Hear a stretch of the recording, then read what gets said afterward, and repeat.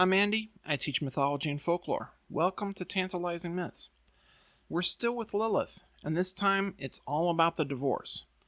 No, there was no formal ceremony, exchange of vows, or breaking of the glass for the wedding. And there's even less formality when it comes to divorce. The first couple is Splitsville.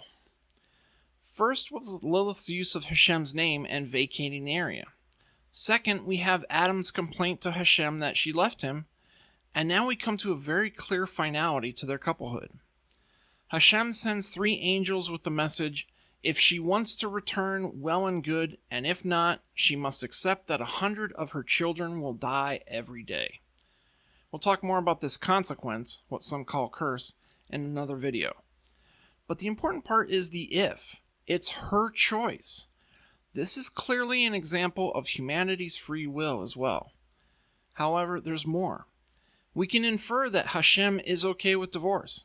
As creator of the world and humanity, the power is certainly there to force the issue, but that doesn't come up at all. Very clearly, Hashem allows the relationship between Lilith and Adam to end. Moreover, Hashem allows Lilith to both initiate and decide the divorce. Hashem will accept her decision.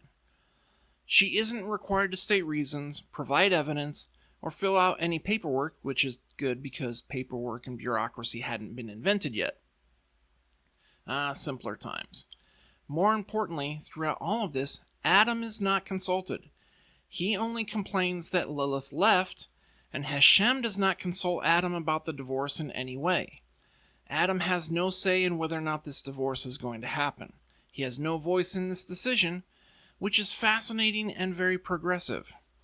A caution, this was most definitely not how the story was interpreted.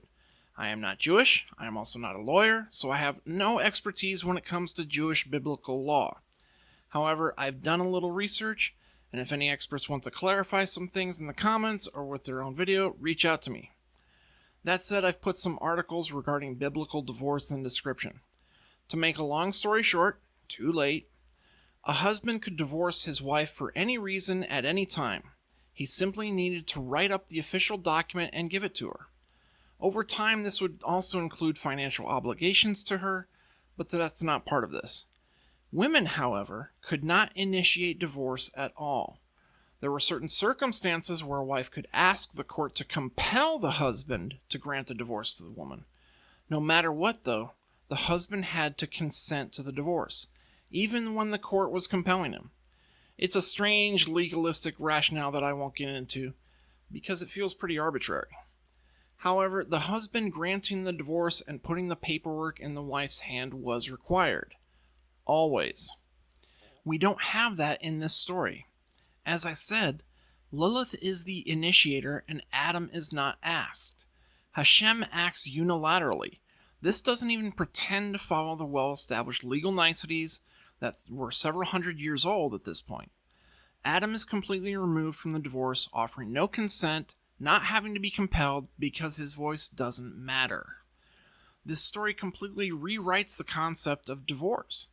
Again, this is certainly not how it would have been interpreted, but maybe it should have been. From what I've read, a lot of changes took place to rabbinic law during the Middle Ages, but certainly not to the extent that Lilith's story gives us. However, it certainly offers a more progressive, even modern approach to divorce. Perhaps another reason why Lilith is often seen as a progressive and feminist role model. Thanks for joining me for another tantalizing look at Lilith.